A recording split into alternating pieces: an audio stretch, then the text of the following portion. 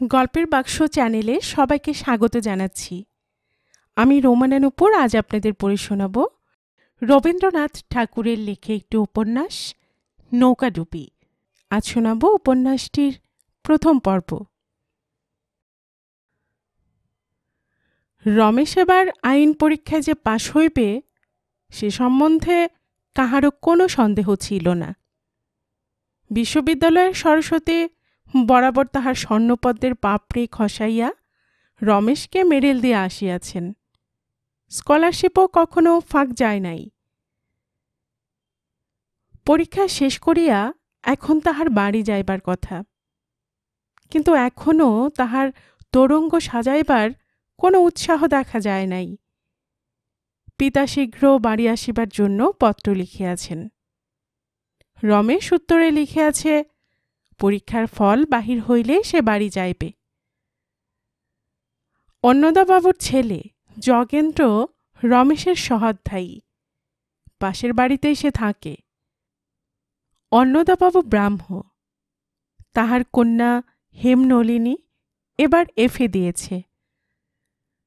রমেশ অন্নদাবাবুর বাড়ি চা খাইতে এবং চা না খাইতেও প্রায়ই যাইত। হেমনলিনী স্নানের পর চুল শুকাইতে শুকাইতে ছাদে বেড়াইয়া পড়া মুখস্থ করিত।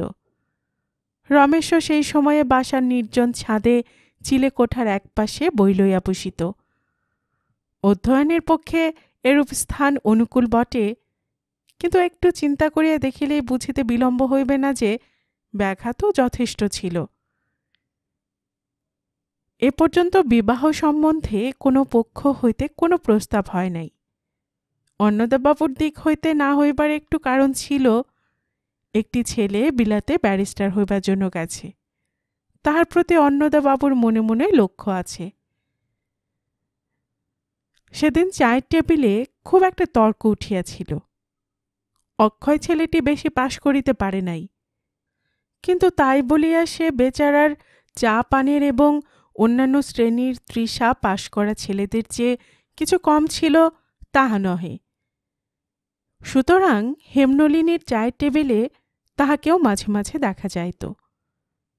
সে তর্ক তুলিয়াছিল যে পুরুষের বুদ্ধি খড়েকের মতো, শান বেশি না দিলেও কেবল ভাঁড়ে অনেক কাজ করিতে পারে। মেয়েদের বুদ্ধি কলম কাটা ছুরির মতো, যতই ধার দাও না কেন তাহাতে কোনো বৃহৎ কাজ চলে না, ইত্যাদি। হেমনলিনী অক্ষয়ের এই প্রগল্ভতা নীরবে উপেক্ষা করিতে প্রস্তুত ছিল, কিন্তু স্ত্রী বুদ্ধিকে খাটো করিবার পক্ষে তাহার ভাই যোগেন্দ্রও যুক্তি আনয়ন করিল। তখন রমেশকে আর ঠেকাইয়া রাখা গেল না। সে উত্তেজিত হইয়া উঠিয়া স্ত্রী জাতের স্তবগান করিতে আরম্ভ করিল। এরূপে রমেশ যখন নারী ভক্তির উচ্ছ্বসিত উৎসাহে অন্যদিনের চেয়ে দুপেয়ালা চা বেশি খাইয়া ফেলিয়াছে, এমন সময় বেহারা তাহার হাতে এক টুকরো চিঠি দিল। বহির্ভাগে তাহার পিতার হস্তাক্ষরে তাহার নাম লেখা। চিঠি পড়িয়া তর্কের মাঝখানে ভঙ্গ দিয়া রমেশ শশব্যস্তে উঠিয়া পড়িল। সকলে জিজ্ঞাসা করিল, ব্যাপারটা কি? রমেশ কহিল, বাবা দেশ হইতে আসিয়াছেন। হেমনলিনী যোগেন্দ্রকে কহিল, দাদা, রমেশবাবুর বাবাকে এখানে ডাকিয়ে আনো না কেন? এখানে চায়ের সমস্ত প্রস্তুত আছে। রমেশ তাড়াতাড়ি কহিল, না না, আজ থাক, আমি যাই। অক্ষয় মনে মনে খুশি হইয়া বলিয়া লইল, এখানে খাইতে তাহার হয়তো আপত্তি হইতে পারে। রমেশের পিতা ব্রজমোহন বাবু রমেশকে কহিলেন, কাল সকালের গাড়িতেই তোমাকে দেশে যাইতে হইবে। রমেশ মাথা চুলকাইয়া জিজ্ঞাসা করিল, বিশেষ কোনো কাজ আছে কি? ব্রজমোহন কহিলেন, এমন কিছু গুরুতর নহে। তবে এত তাগিদ কেন সেটুকু শুনিবার জন্য রমেশ পিতার মুখের দিকে চাহিয়া রহিল। সে কৌতূহল নিবৃত্তি করা তিনি আবশ্যক বোধ করিলেন না। ব্রজমোহনবাবু সন্ধ্যার সময় যখন তাহার কলিকাতার বন্ধু বান্ধবদের সঙ্গে দেখা করিতে বাহির হইলেন, তখন রমেশ তাহাকে একটা পত্র লিখিতে বসিল। স্ত্রী চরণ কমলেশু পর্যন্ত লিখিয়া লেখার অগ্রসর হইতে চাহিল না।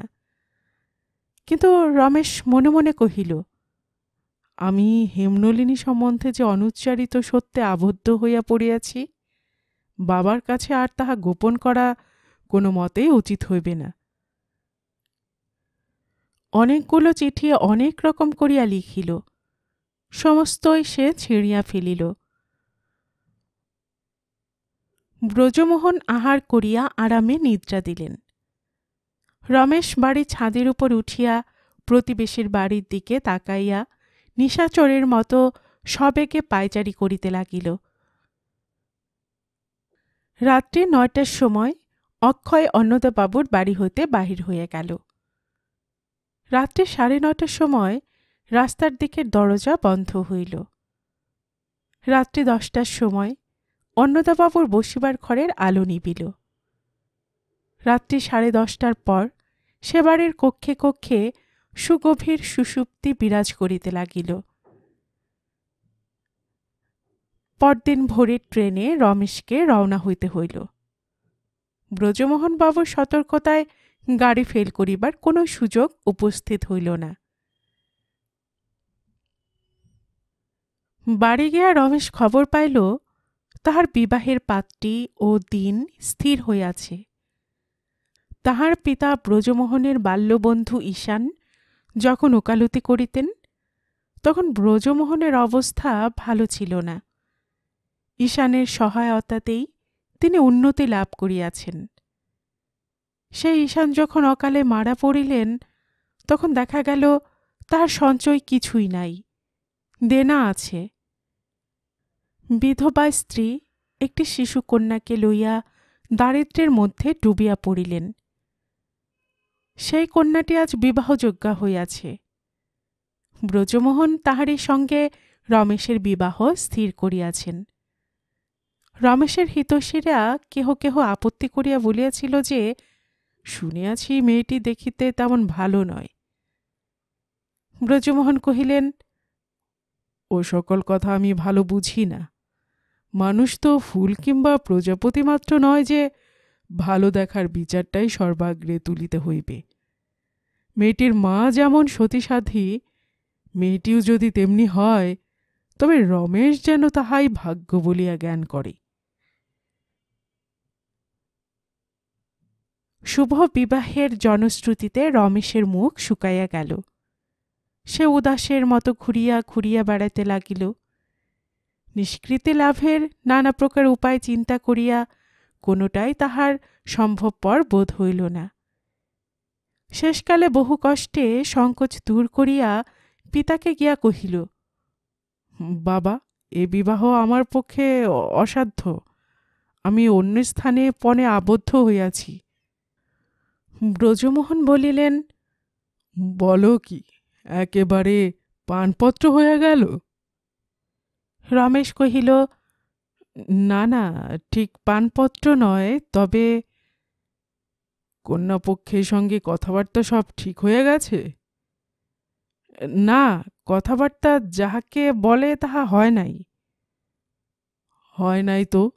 তবে এতদিন যখন চুপ করিয়া আছো, তখন আর কটা দিন চুপ করিয়া গেলেই হইবে।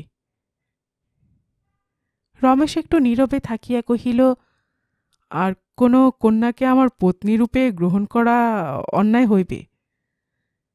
ব্রজমোহন কহিলেন, না করা তোমার পক্ষে আরো বেশি অন্যায় হইতে পারে। রমেশ আর কিছু বলিতে পারিল না। সে ভাবিতে লাগিল, ইতিমধ্যে দৈবক্রমে সমস্ত ফাঁসিয়া যাইতে পারে। রমেশের বিবাহের যে দিন স্থির হইয়াছিল, তাহার পর ১ বৎসর অকাল ছিল। সে ভাবিয়াছিল কোনো ক্রমে সেই দিনটা পার হইয়া তাহার ১ বৎসর মেয়াদ বাড়িয়া যাইবে। কন্যার বাড়ি নদীপথ দিয়া যাইতে হইবে, নিতান্ত কাছে নহে। ছোট বড় ২-৩টে নদী উত্তীর্ণ হইতে ৩-৪ দিন লাগিবার কথা। ব্রজমোহন দৈবের জন্য যথেষ্ট পথ ছাড়িয়া দিয়া 1 সপ্তাহ পূর্বে শুভদিনে যাত্রা করিলেন। বরাবর বাতাস অনুকূল ছিল। শিমুলঘাটায় পৌঁছতে পুরো 3 দিনও লাগিল না। বিবাহের এখনো 4 দিন দেরি আছে। ব্রজমোহনবাবুর 2-4 দিন আগে আসিবারই ইচ্ছে ছিল। শিমুলঘাটায় তাহার বেহান দীন অবস্থায় থাকেন। ব্রজমোহনবাবুর অনেক দিনের ইচ্ছে ছিল ইহার বাসস্থান তাহাদের স্বগ্রামে উঠাইয়া লইয়া ইহাকে সুখে স্বাচ্ছন্দ্যে রাখেন ও বন্ধুঋণ শোধ করেন। কোন আত্মীয়তার সম্পর্ক না থাকাতে হঠাৎ সে প্রস্তাব করা সঙ্গত মনে করেন নাই। এবারে বিবাহ উপলক্ষে তাহার বেহানকে তিনি বাস উঠাইয়া লইতে রাজি করাইয়াছেন। সংসারে বেহানের একটি মাত্র কন্যা। তাহার কাছে থাকিয়া মাতৃহীন জামাতার মাতৃস্থান অধিকার করিয়া থাকিবেন, ইহাতে তিনি আপত্তি করিতে পারিলেন না। তিনি কহিলেন, যে যাহা বলে বলুক, যেখানে আমার মেয়ে জামাই থাকিবে সেখানেই আমার স্থান। বিবাহের কিছুদিন আগে আসিয়া ব্রজমোহনবাবু তাহার বেহানের ঘরকন্যা তুলিয়া লইবার ব্যবস্থা করিতে প্রবৃত্ত হইলেন। বিবাহের পর সকলে মিলিয়া একসঙ্গে যাত্রা করাই তাহার ইচ্ছা। এজন্য তিনি বাড়ি হইতে আত্মীয় স্ত্রীলোক কয়েকজনকে সঙ্গে আনিয়াছিলেন। বিবাহকালে রমেশ ঠিকমতো মন্ত্র আবৃত্তি করিল না। শুভদৃষ্টির সময় চোখ বুজিয়া রহিল। বাসর ঘরের হাস্যোৎপাত নীরবে নতমুখে সহ্য করিল। রাত্রে শয্যাপ্রান্তে পাশ ফিরিয়া রহিল। প্রত্যুষে বিছানা হইতে উঠিয়া বাহিরে চলিয়া গেল। বিবাহ সম্পন্ন হইলে মেয়েরা 1 নৌকোয়, বৃদ্ধেরা 1 নৌকোয়, বড় বয়স্যগণ আর 1 নৌকোয় যাত্রা করিল। অন্য 1 নৌকোয় রোশন চৌকির দল যখন তখন যে সে রাগিনী যেমন তেমন করিয়া আলাপ করিতে লাগিল। সমস্ত দিন অসহ্য গরম, আকাশে মেঘ নাই, অথচ একটা বিবর্ণ আচ্ছাদনে চারিদিক ঢাকা পড়িয়াছে। তীরের তরু শ্রেণী পাংশুবর্ণ, গাছের পাতা নড়িতেছে না, দাড়ি মাঝিরা গলদঘর্ম। সন্ধ্যার অন্ধকার জমিবার পূর্বেই মাল্লারা কহিল, কর্তা, নৌকা এবার ঘাটে বাঁধি, সম্মুখে অনেক দূর আর নৌকা রাখিবার জায়গা নাই। ব্রজমোহনবাবু পথে বিলম্ব করিতে চান না। তিনি কহিলেন, এখানে বাঁধিলে চলিবে না, আজ প্রথম রাত্রে জ্যোৎস্না আছে, আজ বালুহাটায় পৌঁছিয়া নৌকা বাঁধিব, তোরা বকশিস পাইবি। নৌকা গ্রাম ছাড়াইয়া চলিয়া গেল। একদিকে চর ধুধু করিতেছে, আর একদিকে ভাঙা উচ্চ পাড়। কুহেলিকার মধ্যে চাঁদ উঠিল, কিন্তু তাহাকে মাতালের চক্ষুর মতো অত্যন্ত ঘোলা দেখাইতে লাগিল। এমন সময় আকাশে মেঘ নাই, কিছু নাই, অথচ কোথা হইতে একটা গর্জন ধ্বনি শোনা গেল।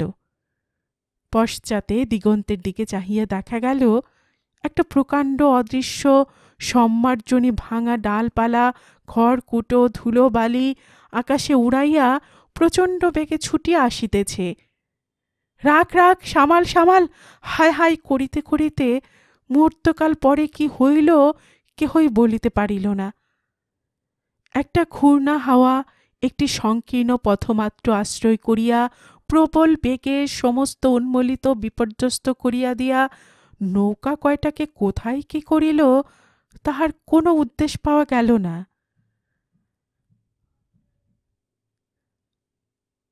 কুহেলিকা কাটিয়া গেছে।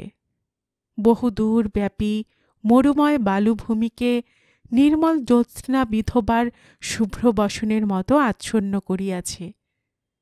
নদীতে নৌকা ছিল না, ঢেউ ছিল না। রোগ যন্ত্রণার পরে মৃত্যু যেরূপ নির্বিকার শান্তি বিকীর্ণ করিয়া দেয়, সেইরূপ শান্তি জলে স্থলে স্তব্ধভাবে বিরাজ করিতেছে। সংজ্ঞা লাভ করিয়া রমেশ দেখিল সে বালির তটে পড়িয়া আছে। কি ঘটিয়াছিল তাহা মনে করিতে তার কিছুক্ষণ সময় গেল। তাহার পরে দুঃস্বপ্নের মতো সমস্ত ঘটনা তাহার মনে জাগিয়া উঠিল। তাহার পিতা ও অন্যান্য আত্মীয়গণের কি দশা হইল সন্ধান করিবার জন্য সে উঠিয়া পড়িল। চারিদিকে চাহিয়া দেখিল কোথাও কাহারও কোনো চিহ্ন নাই। বালুতটের তীর বাহিয়া সে খুঁজিতে খুঁজিতে চলিল। পদ্মার দুই শাখা বাহুর মাঝখানে এই শুভ্র দ্বীপটি উলঙ্গ শিশুর মতো ঊর্ধ্বমুখে শয়ান রহিয়াছে। রমেশ যখন একটি শাখার তীর প্রান্তে ঘুরিয়া অন্য শাখার তীরে গিয়া উপস্থিত হইল, তখন কিছু দূরে একটা লাল কাপড়ের মতো দেখা গেল। দ্রুতপদে কাছে আসিয়া রমেশ দেখিল লাল চেলি পরা নববধূটি প্রাণহীনভাবে পড়িয়া আছে। জলমগ্ন মুমূর্ষুর শ্বাসক্রিয়া কিরূপ কৃত্রিম উপায়ে ফিরে আনিতে হয় রমেশ তাহা জানিত। অনেকক্ষণ ধরিয়া রমেশ বালিকার বাহু দুটি একবার তাহার শিয়রের দিকে প্রসারিত করিয়া পরক্ষণেই তাহার পেটের উপর চাপিয়া ধরিতে লাগিল। ক্রমে ক্রমে বধূ নিঃশ্বাস বহিল এবং সে চক্ষু মেলিল। রমেশ তখন অত্যন্ত শ্রান্ত হইয়া কিছুক্ষণ চুপ করিয়া বসিয়া রহিল। বালিকাকে কোনো প্রশ্ন করিবে সেটুকু সাহসও যেন তাহার আয়ত্তের মধ্যে ছিল না। বালিকা তখনও সম্পূর্ণ জ্ঞান লাভ করে নাই। একবার চোখ মেলিয়া তখনই তাহার চোখের পাতা মুদিয়া আসিল। রমেশ পরীক্ষা করিয়া দেখিল তাহার শ্বাসক্রিয়ার আর কোনো ব্যাঘাত নাই। তখন এই জনহীন জলস্থলের সীমায় জীবন মৃত্যুর মাঝখানে সেই পাণ্ডুর জ্যোৎস্না লোকে রমেশ বালিকার মুখের দিকে অনেকক্ষণ চাহিয়া রহিল।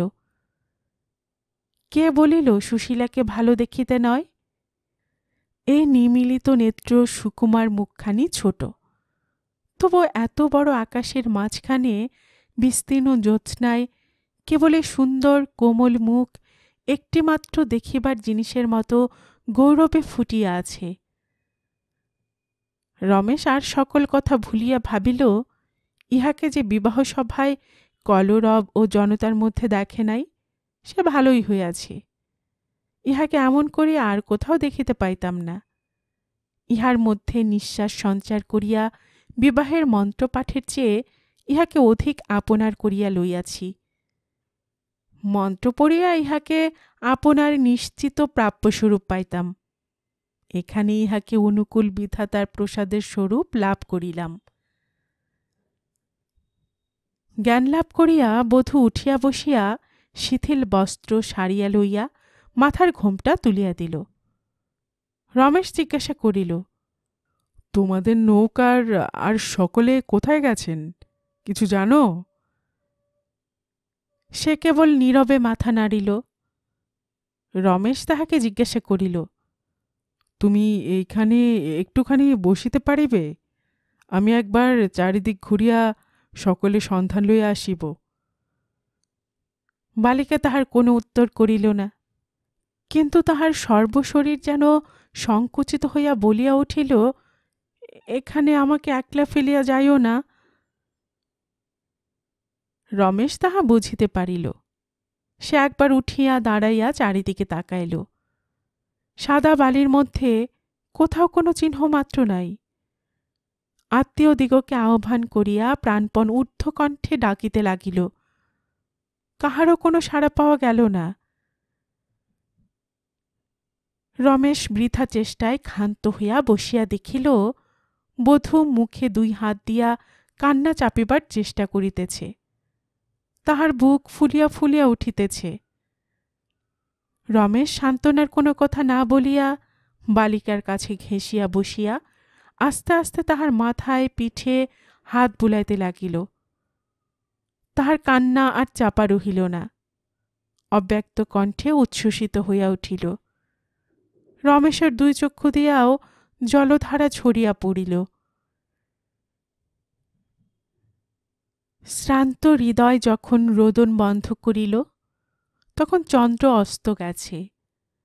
অন্ধকারের মধ্য দিয়া এই নির্জন ধরাখণ্ড অদ্ভুত স্বপ্নের মতো বোধ হইল। বালুচরের অপরিস্ফুট শুভ্রতা প্রেতলোকের মতো পাণ্ডুবর্ণ। নক্ষত্রের ক্ষীণালোকে নদী অজগর সর্পের চিক্কণ কৃষ্ণ মর্মের মতো স্থানে স্থানে ঝিকঝিক করিতেছে। তখন রমেশ বালিকার ভয় শীতল কোমল ক্ষুদ্র দুটি হাত দুই হাতে তুলিয়া লইয়া বধূকে আপনার দিকে ধীরে আকর্ষণ করিল। শঙ্কিত বালিকা কোনো বাধা দিল না। মানুষকে কাছে অনুভব করিবার জন্য সে তখন ব্যাকুল। অটল অন্ধকারের মধ্যে নিঃশ্বাস স্পন্দিত রমেশের বক্ষপটে আশ্রয় লাভ করিয়া সে আরাম বোধ করিল। তখন তাহার লজ্জা করিবার সময় নহে। রমেশের দুই বাহুর মধ্যে সে আপনি নিবিড় আগ্রহের সহিত আপনার স্থান করিয়া লইল। প্রত্যুষের শুকতারা যখন অস্ত যায়, পূর্ব দিকের নীল নদীরেখার উপরে প্রথমে আকাশ যখন পাণ্ডুবর্ণ ও ক্রমশ রক্তিম হইয়া উঠিল, তখন দেখা গেল নিদ্রা বিহ্বল রমেশ বালির উপরে শুইয়া পড়িয়াছে এবং তাহার বুকের কাছে বাহুতে মাথা রাখিয়া নববধূ সুগভীর নিদ্রায় মগ্ন। অবশেষে প্রভাতের মৃদু রৌদ্র যখন উভয়ের চক্ষুপুট স্পর্শ করিল, তখন উভয়ে শশব্যস্ত হইয়া জাগিয়া উঠিয়া বসিল। বিস্মিত হইয়া কিছুক্ষণের জন্য চারিদিকে চাহিল। তাহার পরে হঠাৎ মনে পড়িল যে তাহারা ঘরে নাই। মনে পড়িল তাহারা ভাসিয়া আসিয়াছে। সকালবেলায় জেলে ডিঙির সাদা সাদা পালে নদী খচিত হইয়া উঠিল। রমেশ তাহারই একটিকে ডাকাডাকি করিয়া লইয়া জেলেদের সাহায্যে একখানি বড় পানসি ভাড়া করিল এবং নিরুদ্দেশ আত্মীয়দের সন্ধানের জন্য পুলিশ নিযুক্ত করিয়া বধূকে লইয়া গৃহে রওনা হইল। গ্রামের ঘাটের কাছে নৌকা পৌঁছতেই রমেশ খবর পাইল যে তাহার পিতার, শাশুড়ির ও আর কয়েকটা আত্মীয় বন্ধুর মৃতদেহ নদী হইতে পুলিশ উদ্ধার করিয়াছে। জনকয়েক মাল্লা ছাড়া আর যে কেহ বাঁচিয়াছে এমন আশা আর কাহারও রহিল না। বাড়িতে রমেশের বৃদ্ধা ঠাকুরমা ছিলেন। তিনি বধূসহ রমেশকে ফিরিতে দেখিয়া উচ্চ কলরবে কাঁদিতে লাগিলেন। পাড়ার যে সকল বরযাত্র গিয়াছিল তাহাদেরও ঘরে ঘরে কান্না পড়িয়া গেল। শাঁখ বাজিল না, হলুধ্বনি হইল না, কেহ বধূকে বরণ করিয়া লইল না, কেহ তাহার দিকে তাকাইল না মাত্র। শ্রাদ্ধ শান্তি শেষ হইবার পরেই রমেশ বধূকে লইয়া অন্যত্র যাইবে স্থির করিয়াছিল, কিন্তু পৈতৃক বিষয় সম্পত্তির ব্যবস্থা না করিয়া তাহার শীঘ্র নড়িবার জো ছিল না। পরিবারের শোকাতুর স্ত্রী লোকগণ তীর্থবাসের জন্য তাহাকে ধরিয়া পড়িয়াছে, তাহারও বিধান করিতে হইবে। এই সকল কাজকর্মের অবকাশকালে রমেশ প্রণয় চর্চায় অমনোযোগী ছিল না। যদিও পূর্বে যেমন শোনা গিয়াছিল, বধূ তেমন নিতান্ত বালিকা নয়, এমনকি গ্রামের মেয়েরা ইহাকে অধিক বয়স্কা বলিয়া ধিক্কার দিতেছিল। তবু ইহার সহিত কেমন করিয়া যে প্রণয় হইতে পারে, এই বিয়ে পাশ করা ছেলেটি তাহার কোনো পুঁথির মধ্যে সে উপদেশ প্রাপ্ত হয় নাই। সে চিরকাল ইহা অসম্ভব এবং অসঙ্গত বলিয়া জানিত। তবু কোনো বই পড়া অভিজ্ঞতার সঙ্গে কিছুমাত্র না মিলিলেও আশ্চর্য এই যে তাহার উচ্চশিক্ষিত মন ভেতরে ভেতরে একটি অপরূপ রসে পরিপূর্ণ হইয়া এই ছোট মেয়েটির দিকে অবনত হইয়া পড়িয়াছিল। সে বালিকার মধ্যে কল্পনার দ্বারা তাহার ভবিষ্যৎ গৃহলক্ষ্মীকে উদ্ভাসিত করিয়া তুলিয়াছে। সেই উপায়ে তাহার স্ত্রী একইকালে বালিকা বধূ, তরুণী প্রেয়সী এবং সন্তানদিগের অপ্রগল্ভা মাতারূপে তাহার ধ্যান নেত্রের সম্মুখে বিচিত্রভাবে বিকশিত হইয়া উঠিয়াছে। চিত্রকর তাহার ভাবী চিত্রকে, কবি তাহার ভাবী কাব্যকে যেরূপ সম্পূর্ণ সুন্দর রূপে কল্পনা করিয়া হৃদয়ের মধ্যে একান্ত আদরে লালন করিতে থাকে, রমেশ সেইরূপ এই ক্ষুদ্র বালিকাকে উপলক্ষ মাত্র করিয়া ভাবী প্রেয়সীকে, কল্যাণীকে পূর্ণ মহীয়সী মূর্তিতে হৃদয়ের মধ্যে প্রতিষ্ঠিত করিল। এইরূপে প্রায় ৩ মাস অতীত হইয়া গেল। বৈষয়িক ব্যবস্থা সমস্ত সমাধা হইয়া আসিল। প্রাচীনারা তীর্থবাসের জন্য প্রস্তুত হইলেন। প্রতিবেশী মহল হইতে ২-১টি সঙ্গিনী নববধূর সহিত পরিচয় স্থাপনের জন্য অগ্রসর হইতে লাগিল। রমেশের সঙ্গে বালিকার প্রণয়ের প্রথম গ্রন্থি অল্পে অল্পে আঁট হইয়া আসিল। এখন সন্ধেবেলায় নির্জন ছাদে খোলা আকাশের তলে দুজনে মাদুর পাতিয়া বসিতে আরম্ভ করিয়াছে। রমেশ পেছন হইতে হঠাৎ বালিকার চোখ টিপিয়া ধরে, তাহার মাথাটা বুকের কাছে টানিয়া আনে। বধূ যখন রাতটি অধিক না হইতেই না খাইয়া ঘুমাইয়া পড়ে, রমেশ তখন নানাবিধ উপদ্রবে তাহাকে সচেতন করিয়া তাহার বিরক্তি তিরস্কার লাভ করে। একদিন সন্ধ্যাবেলায় রমেশ বালিকার খোঁপা ধরিয়া নাড়া দিয়া কহিল, সুশীলা, আজ তোমার চুল বাঁধা ভালো হয় নাই। বালিকা বলিয়া বসিল, আচ্ছা, তোমরা সকলেই আমাকে সুশীলা বলিয়া ডাকো কেন? রমেশ এ প্রশ্নের তাৎপর্য কিছুই বুঝিতে না পারিয়া অবাক হইয়া তাহার মুখের দিকে চাহিয়া রহিল। বধূ কহিল, আমার নাম বদল হইলে কি আমার পয় ফিরিবে? আমি তো শিশুকাল হইতেই অপয়মন্ত, না মরিলে আমার অলক্ষণ ঘুচিবে না। হঠাৎ রমেশের বুক ধক করিয়া উঠিল, তার মুখ পাণ্ডুবর্ণ হইয়া গেল। কোথায় কি একটা প্রমাদ ঘটিয়াছে, এ সংশয় হঠাৎ তাহার মনে জাগিয়া উঠিল। রমেশ জিজ্ঞাসা করিল, শিশুকাল হইতেই তুমি অপয়মন্ত কিসে হইলে? বধূ কহিল, আমার জন্মের পূর্বে আমার বাবা মরিয়াছেন। আমাকে জন্মদান করিয়া তাহার ৬ মাসের মধ্যে আমার মা মারা গেছেন। মামার বাড়িতে অনেক কষ্টে ছিলাম। হঠাৎ শুনিলাম কোথা হইতে আসিয়া তুমি আমাকে পছন্দ করিলে। ২ দিনের মধ্যে বিবাহ হইয়া গেল। তারপরে দেখো কি সব বিপদে ঘটিল। রমেশ নিশ্চল হইয়া তাকিয়ার উপরে শুইয়া পড়িল। আকাশে চাঁদ উঠিয়াছিল, তাহার জ্যোৎস্না কালি হইয়া গেল। রমেশের দ্বিতীয় প্রশ্ন করিতে ভয় হইতে লাগিল। যতটুকু জানিয়া ফেলিয়াছে সেটুকুকে সে প্রলাপ বলিয়া, স্বপ্ন বলিয়া সুদূরে ঠেলিয়া রাখিতে চায়। সংজ্ঞাপ্রাপ্ত মূর্ছিতের দীর্ঘশ্বাসের মতো গ্রীষ্মের দক্ষিণ হাওয়া বহিতে লাগিল। জ্যোৎস্না লোকে নিদ্রাহীন কোকিল ডাকিতেছে। অদূরে নদীর ঘাটে বাঁধা নৌকার ছাদ হইতে মাঝিদের গান আকাশে ব্যাপ্ত হইতেছে। অনেকক্ষণ কোনো সাড়া না পাইয়া বধূ অতি ধীরে ধীরে রমেশকে স্পর্শ করিয়া কহিল, ঘুমাইতেছ? রমেশ কহিল, না। তাহার পরেও অনেকক্ষণ রমেশের আর কোনো সাড়া পাওয়া গেল না। বধূ কখন আস্তে আস্তে ঘুমাইয়া পড়িল। রমেশ উঠিয়া বসিয়া তাহার নিদ্রিত মুখের দিকে চাহিয়া রহিল। বিধাতা ইহার ললাটে যে গুপ্তলিখন লিখিয়া রাখিয়াছেন, তাহা আজও এই মুখে একটি আঁক কাটে নাই। এমন সৌন্দর্যের ভেতরে সেই ভীষণ পরিণাম কেমন করিয়া প্রচ্ছন্ন হইয়া বাস করিতেছে। বালিকা যে রমেশের পরিণীতা স্ত্রী নহে, এ কথা রমেশ বুঝিল, কিন্তু সে যে কাহার স্ত্রী তাহা বাহির করা সহজ হইল না।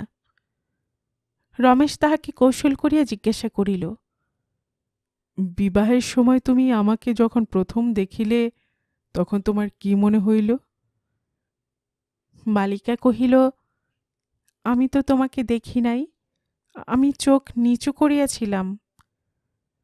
রমেশ কহিল, তুমি আমার নামও শুনো নাই?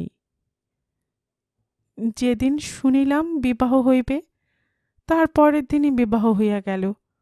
তোমার নাম আমি শুনিই নাই। মামি আমাকে তাড়াতাড়ি বিদায় করিয়া বাঁচিয়াছেন। আচ্ছা, তুমি যে লিখিতে পড়িতে শিখিয়াছ, তোমার নিজের নাম বানান করিয়া লেখো দেখি। রমেশ তাহাকে একটু কাগজ, একটা পেন্সিল দিল। সে বলিল, তা বুঝি আমি আর পারি না, আমার নাম বানান করা খুব সহজ। বলিয়া বড় বড় অক্ষরে নিজের নাম লিখিল, শ্রীমতী কমলা দেবী। রমেশ কহিল, আচ্ছা, মামার নাম লেখো।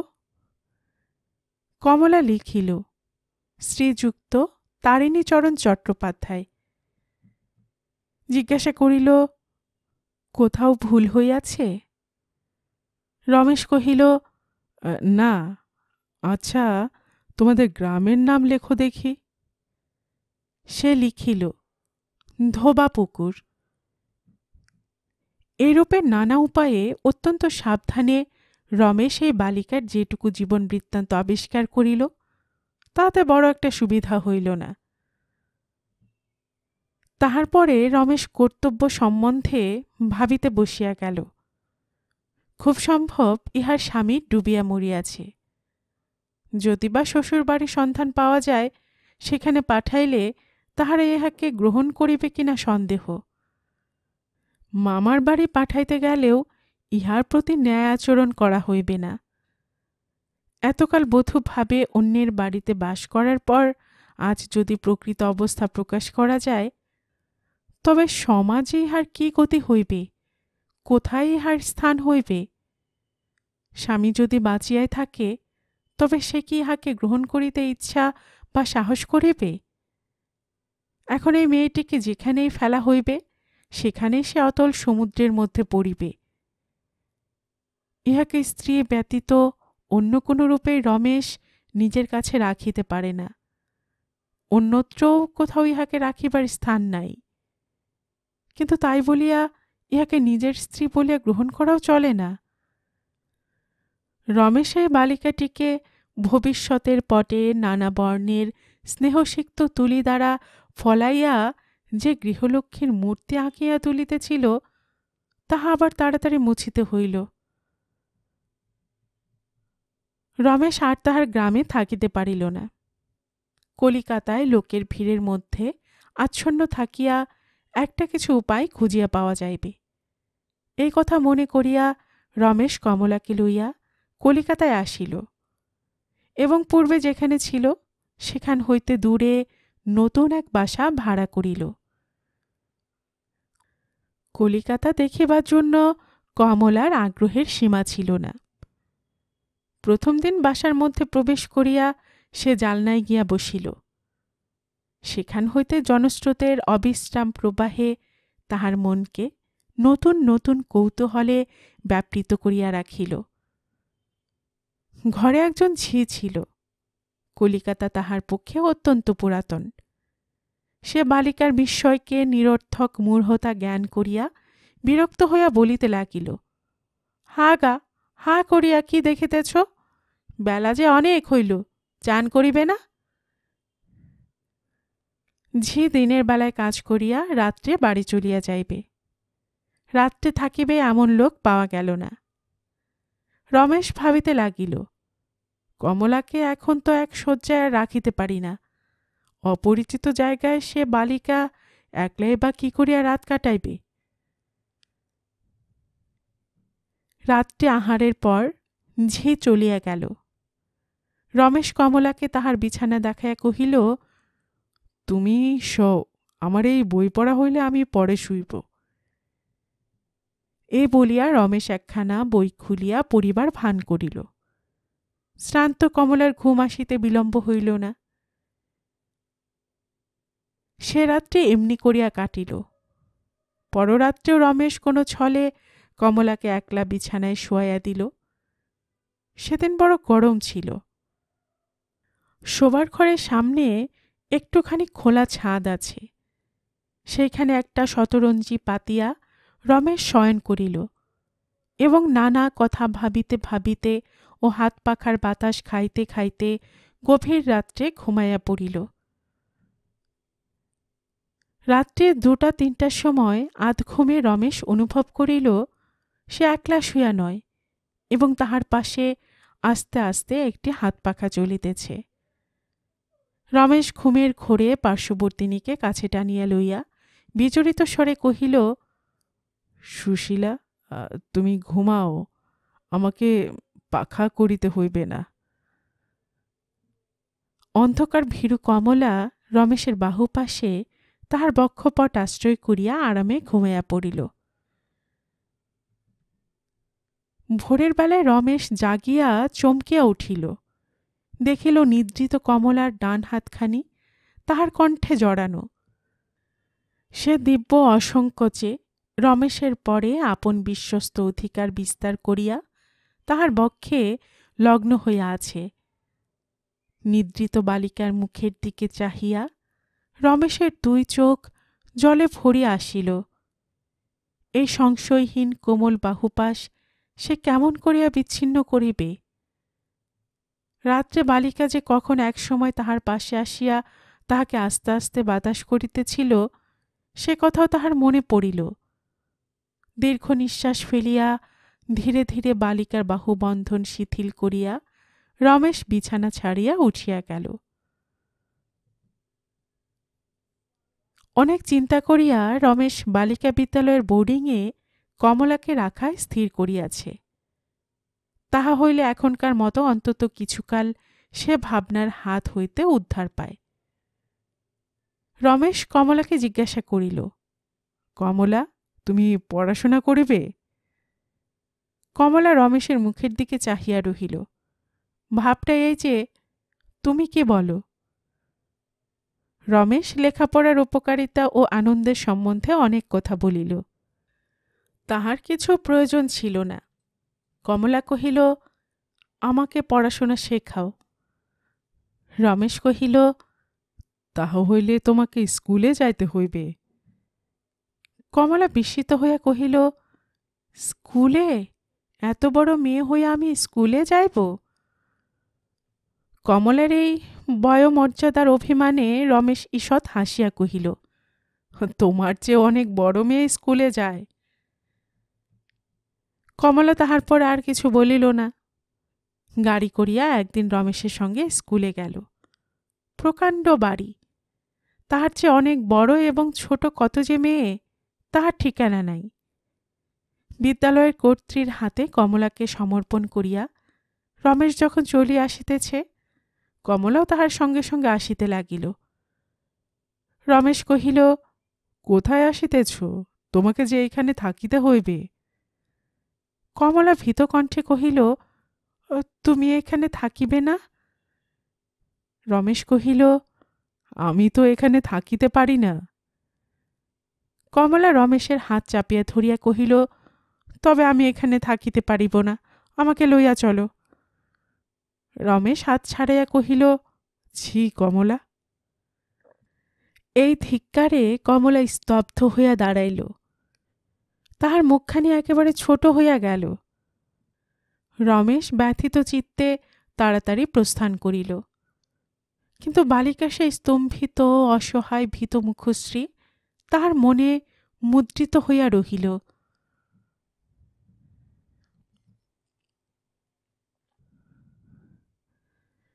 গল্পের বাক্স বাই রোমানানুপুর চ্যানেলে এতক্ষণ আপনারা শুনছিলেন রবীন্দ্রনাথ ঠাকুরের লেখে একটি উপন্যাস নৌকাডুবি এর প্রথম পর্ব। এরপরে আসছে দ্বিতীয় পর্ব। আর এতক্ষণ গল্প পাঠে আমি আপনাদের সাথে ছিলাম রোমানানুপুর। আপনারা যারা গল্পের বাক্স চ্যানেলের গল্প নতুন শুনছেন আপনাদের সুবিধার্থে একটি বিনীত অনুরোধ, যদি আপনারা আরও এমন গল্প উপন্যাস শুনতে চান তবে নিচে সাবস্ক্রাইব বাটনে একটি ক্লিক করে রাখুন ও একটি লাইক করে রাখুন। এতে এই চ্যানেলের ভিডিওগুলি খুঁজে পেতে আপনাদের সুবিধা হবে। আর পাশে থাকা বেল বাটনটিও চেপে রাখুন যাতে নতুন কোনো গল্প দেওয়ার সাথে সাথেই আপনাদের কাছে নোটিফিকেশন চলে যায়। সবসময় সবাই খুব ভালো থাকুন, সুস্থ থাকুন, আনন্দে থাকুন, এই প্রার্থনা রইল।